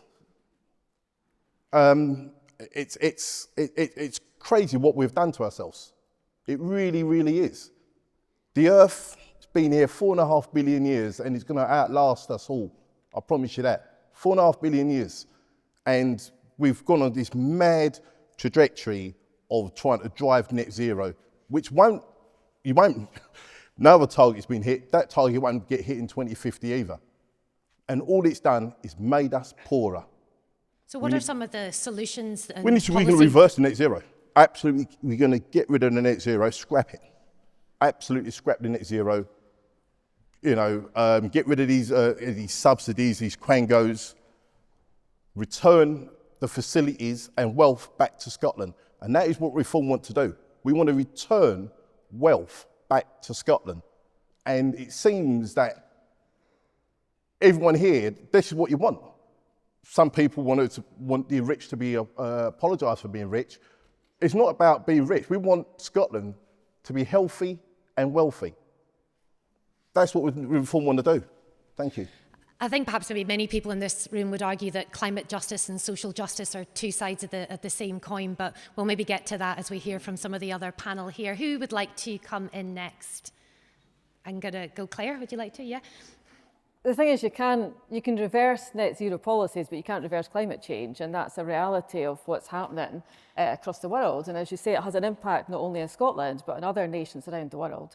And we, as a responsible nation, do have a responsibility to address our climate change targets. And as a parliament, we have set targets that we are working towards. And if you talk about, we haven't stopped drilling in the North Sea. There is still oil and gas that comes out the North Sea. If you were to expand the current market there, that product gets sold on the open market. It doesn't do anything to reduce prices that people will experience at home. To bring down prices people experience at home, we have to be more secure in our own energy sources. And we see greater expansion of renewables, which we are seeing in Scotland and across the UK. And we also do support small nuclear. And we need to have a base load within the UK. We need energy that is secure, and that will help us not rely on international markets. The broader question, though, I thought we'd end up speaking about energy when you asked that question. The broader question is, how do we bring down costs for everybody? And that's hugely challenging, and it is complex, and energy is a big part of that. Part of that, you talked about food prices as well, and a lot of these things we have to recognise come from what's happening internationally, which is hugely worrying, in the way that America's behaving as a country and what's happening in Ukraine. What happened in Ukraine when Putin invaded Ukraine was one of the first times we saw our food inflation prices go up. And now we're seeing, runs on petrol pumps and everything because everybody's panicking about oil because of what's happening in Iran. So what are some of the long-term solutions that Scottish Labour would be bringing about there, Claire? Yeah, I mean, they are hugely difficult problems to deal with. But you need to try and think, how do we as a country, and I know the Prime Minister today talked more about working closer with Europe. I didn't agree that we should have left Europe, and I think that's where our natural alliances are. How do we work more collectively to bring down energy prices, secure our energy needs, have a secure food policy? And we did have a food bill in the Parliament that my colleague Rhodey Grant was taking forward. They're kind of two of the big areas we need to deal with, but it is I've only got 2 minutes, so I can't go into it. It's a complex issue, but that's...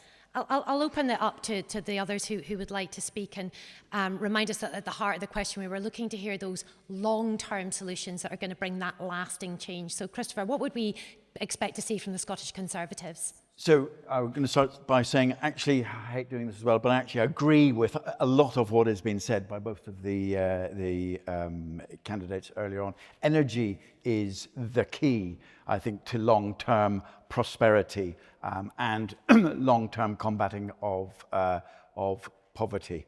The economic growth, the cost of running a business, energy is very, very high, and we all know the issues that families and households are facing with cost of living and high energy prices. So trying to get a long-term, sustainable, low-cost source of energy is absolutely crucial. I think it's got to be a very good mix. The two things are, one is open up much more oil and gas drilling. We can make money out of that. It'll be through the UK because we will get revenues from that, and also opening our arms up to long-term nuclear power. It's very expensive, but with a mix with renewables, with oil and gas, and with nuclear will be the best way to secure long-term future with lower energy prices. I'm going to bring Q and then Shirley-Ann and then you. Cool. Yeah, very quickly before going to the Greens policies themselves, I think to address some of the claims that have been made, which have been frankly just false, I would mention that Malcolm Offord has been a very keen supporter of net zero. In his maiden House of Lords speech, he supported net zero, spoke about how important it is that we stick to our climate and wind and green energy processes, how we need to drive climate policy leadership. And that's the inherent oxymoron of having capitalists on the stage in a poverty debate, that they will take the stances that work best for them. And when it comes to the North Sea itself as to why that is such an unplausible argument, it's a mature basin already. A basic level of a Google search will show you that 90% of the reserves have already been depleted. Output has fallen of 75% from peak production. Recent licensing rounds may only last 36 days worth of gas, and even large new drilling efforts will add very little energy supply to just little less than reducing up to, not even £16 per household per year. And let's not forget the fact that Scotland already generates 113% of its electricity demands. And just a rapid lack of understanding of how global energy markets work, that it's sold to a global energy market and we buy it back, as opposed to homegrown renewables, which exist and continue to sustain us and provide that cheap energy that we're speaking of. So which is why, from the Greens end of the perspective, we need to acknowledge the fact that fuel poverty is very much poverty. We need to back renewables and continue to do so, whilst making sure that just transition is actually just, and also bring back the Heat and Buildings Bill that the SNP unfortunately couldn't take forward, a comprehensive plan to decarbonise Scotland's home by 2045 with a clean heat standard and proper consultation with communities. So I think it is one of the deep ironies that we sit in one of the most energy-rich countries in Europe, and yet we have so many people in fuel poverty. If that's not a demonstration of a broken system, I'm not sure what is. But we have to be really clear that even if you followed the reform drill baby drill policy that we seem to be suggesting here, it won't make a single difference to the prices that people are actually impacted at just now. Not a single difference to it. And we also need to be really clear that climate change is happening. Climate change impacts are happening here. Climate change impacts are happening across the board, across the world, in the poorest communities. And industrialised countries have done that, and we need to be responsible for that. We also shouldn't invest in the most expensive system for energy, nuclear power stations. Why that's a sensible way to take us out of an energy crisis, to actually invest in the most expensive system, I really don't know. One of the areas that could be looked at, they unfortunately are both at a UK level, is the social tariff, for example. Now, the Scottish Government has done the work on providing to the UK Government how a social tariff could run. They need to take that work forward, and that would assist people a great deal. We also need to decouple the electricity from the gas prices, because Scotland has so much renewable potential and actual renewable electricity right now, and we're not getting the benefit from it. Why? Because there's a UK Government decision that couples gas, which is highly volatile, with every international situation seeming to make the situation worse and worse. And there has been a decision to keep that in place. I find that genuinely unfathomable. And when we look at what we can do here, the gentleman at the start, I think Fergal, wasn't it, mentioned around mitigation. I am tired of mitigating as the Scottish Government. I'm proud of the work that we do to mitigate against some of the challenges that we have, whether it's our plan to mitigate the two-child limit, and Claire's query much earlier on about where's that money gone. Annex A of the Child Poverty Delivery Plan, Claire, will Although I did wonder But I did wonder when how you were we're going looking to at fund the Child Poverty mitigation, Plan until you that money give came that along. example of actually that's how we used the money that we were going to use to mitigate against the two-child limit. We've spent £1.3 billion over the last 15 years mitigating against the bedroom tax, the benefit cap, and other aspects.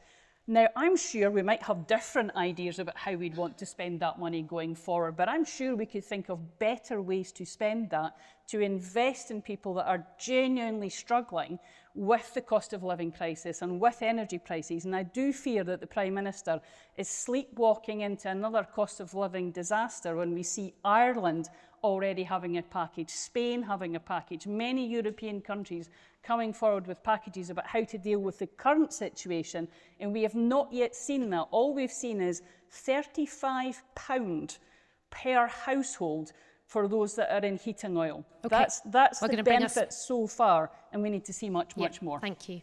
Going to give you a chance to reflect and come in on that. Great question. I think it's ludicrous to pretend that climate change isn't happening. We can see it happening around us already.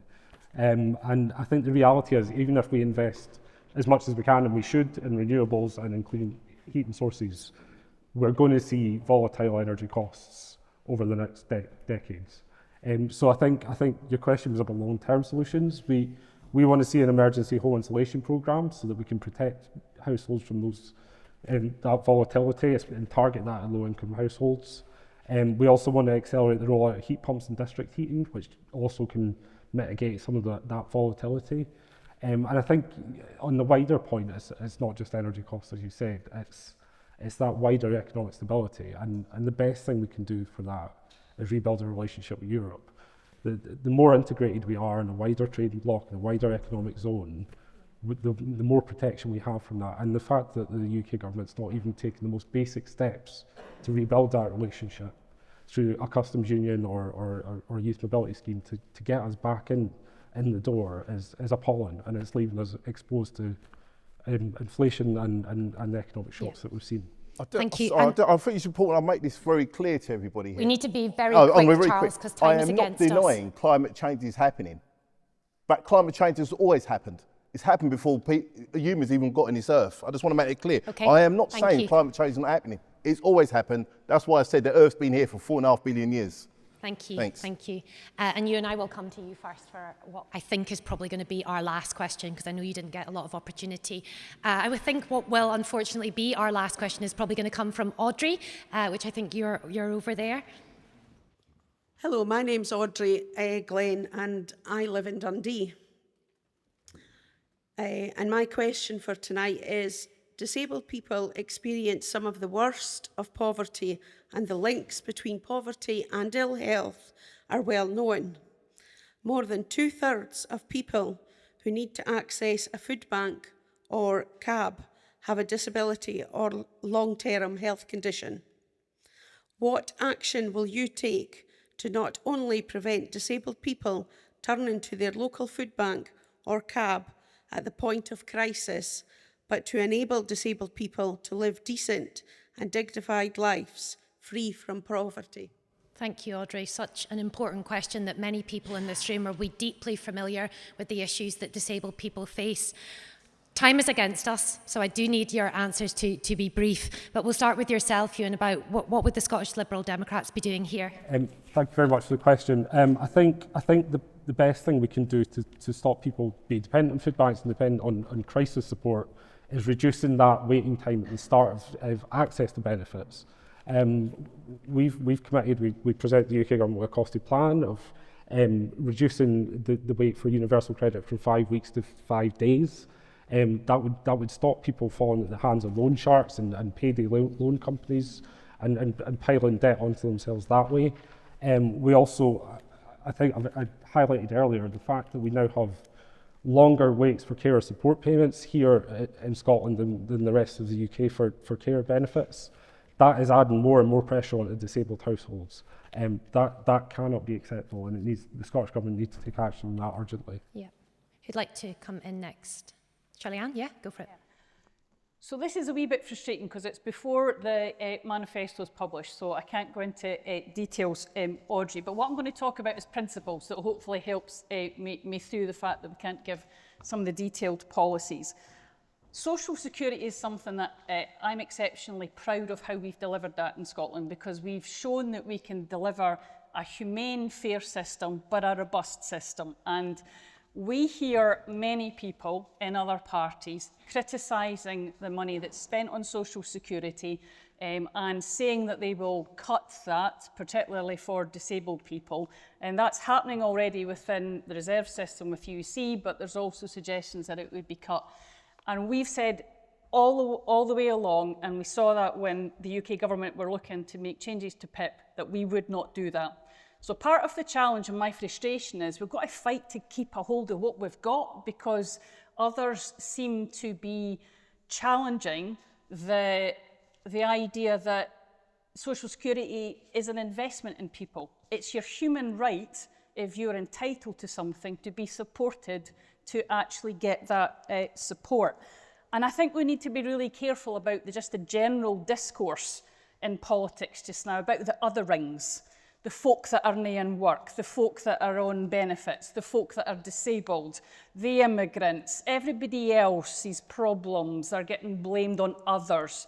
And we just need to be really careful about that. So what we'll see when the manifesto comes out is an absolute determination to support people.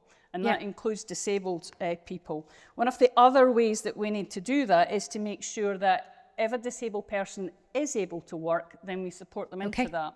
Thank you, and that's Shelley-Ann. one of the ways that we can help people. Whether you're in or out of work, people need support. Great. Claire, I'll come to you next. So, yeah, thank you for the question. I mean, Scotland has the widest disability employment gap across the whole of the UK. And the social security system is vitally important for disabled people, to support people to live dignified lives. And often it supports them when they're in work. But at the moment, that isn't working efficiently or enough. And as a committee, we did an inquiry in the last Parliament into the disability employment gap. And there we met many people with disabilities who wanted to work. And we did come and visit Dundee and went to the Enable project there, which was supporting people into employment. And the Scottish Government cut the Employability Fund, which cut opportunities at that time from organisations who deliver and support for disabled people. And so you need to have a balance then. The social security system, I totally accept, is vitally important, and ADP is hugely important. But a lot of people do want to work, and particularly young people, and we met people from all different generations, but particularly young people who, when they were leaving school, if they had a disability, they were just, the life for them was just to go straight onto benefits. That's not what they wanted. They wanted support into employment, and that's where we'd put the focus. And we talk about expanding employability services. There has to be tailored services that are there for disabled people, and they have to be properly supported. Great. Q, will we go to you next? I really echo what some of my colleagues have said on stage in terms of how interconnected some of these aspects are. Again, as a person with an invisible disability who doesn't have access to benefits and yet is often the face of the kinds of people who are often being treated as being too welfare dependent, who are sucking the soul out of our social services, I do believe that there is a significant need for us to not only create direct resources for disabled people to access, but also, as you mentioned, for them to actually thrive and lead full lives, have access to creative opportunities and more. And we know, so I think we also know that something has gone terribly bad with the adult disability payment. We know since its reduction that there's been, the proportion of successful applications has fallen way below the equivalent figure in England and Wales, which is why the Greens want to urgently investigate why and implement recommendations to fix it. The Greens also want to incorporate the UN Convention on the Rights of Disabled People into Scots law, a guaranteed right to independent living, personal assistance, and independent advocacy. We want to scrap the inhumane 20-meter rule that exists. We will ensure assessments are inclusive of neurodivergent people, including the ones that Nigel Farage was claiming to be a drain on the system. We will triple the young carer grant to over £1,000 a year. We will want to make the Scottish Blue Badge, is currently the most expensive, as we know, in the UK. It's free and simple to access. And furthermore, we want to make sure that the disability employment gap is addressed through specialist, properly funded employment support that's run by third sector and public sector organizations, not private sector profiteers. And we will require all public funded organizations to take part in the Disability Guaranteed Interview Scheme and call on the UK government to devolve the Access to Work scheme and the employability functions of the Job Centre Plus to Scotland, so we can provide genuinely integrated employment and not remote disability access work that doesn't exactly exist. I'm going to go Christopher and then to yourself, Charles, but encourage you, gentlemen, if you can be brief, because we are almost out of time here. So we are one of the parties who are looking to reform benefits. We think that the cost of benefits is unsustainable. One of the things that we would plan to do is to look at the adult disability payment, to look very specifically at trying to reduce those in receipt of it for mental health claims and target that money into a help to work scheme for those other people who continue to apply. I've just had I just sat here and I thought to myself, why are we here? I just thought to myself, why are we here? We've got a government saying they're proud of everything they're doing. People are taking reform when we're not in government. And I sat here and I thought to myself, why are we here? We're here because of poverty, because something is clearly not working. It's clearly not working. You know, reform, what we want to do, we want to work with local governments, give them more flexibility over social care and to provide better outcomes.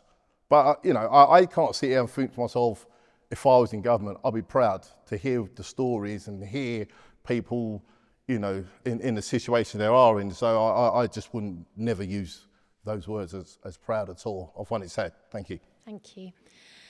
We are, alas, as I expected, out of time. I'm sorry to perhaps some others who were hoping to ask a question this evening. I want to thank the panel for your reflections this evening. Please, you're welcome just to stay there just for a second. To bring our evening to a close, I'd like to invite Polly Jones to the stage. Polly is Director of Communities for Trussell, and hopefully we'll be able just to offer just a few short reflections on everything we've heard this evening and our hopes and ambitions for this next election and government.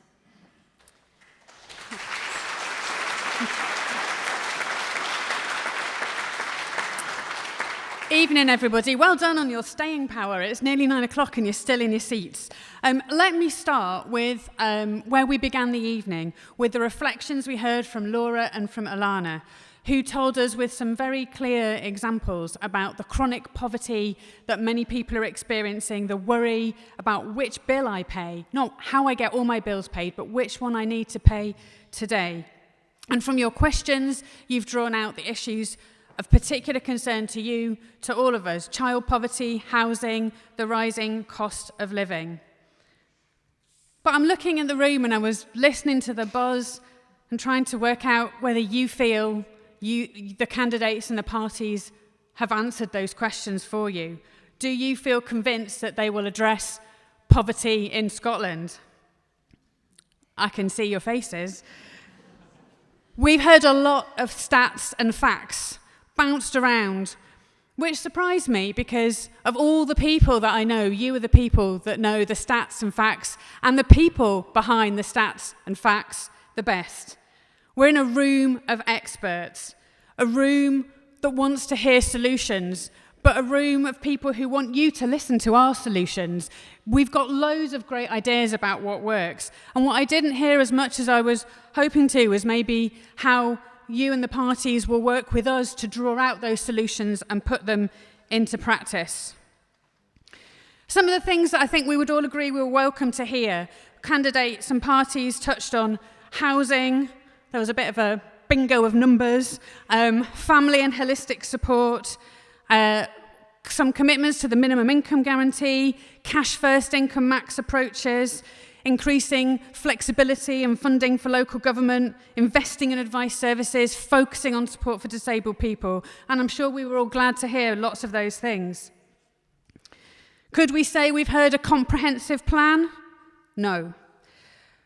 Perhaps the most controversial thing that came out this evening was the debate and the difference about whether poverty is inevitable. I think you should make your voices clear on this. Do you think poverty is inevitable? I was hoping you'd say that.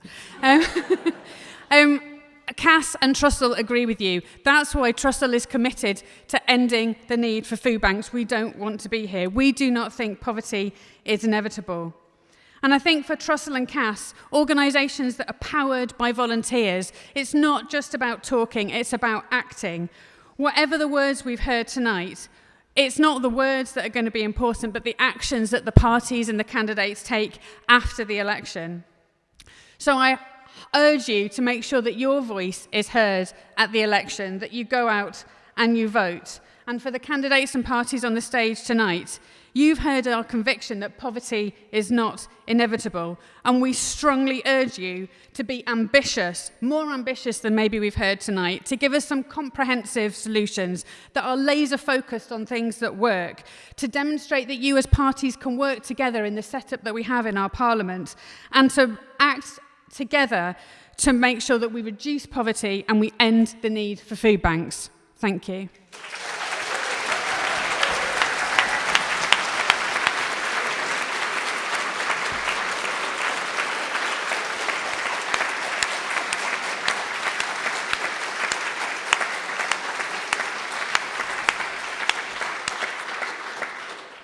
All that remains for me to do now is just to quickly say a few thank yous. Thank you hugely to Alana and Laura for sharing so powerfully about what's happening in your communities. We are so grateful to you and to your teams for the work that you do every day. Thank you to, please, let's give them another clap.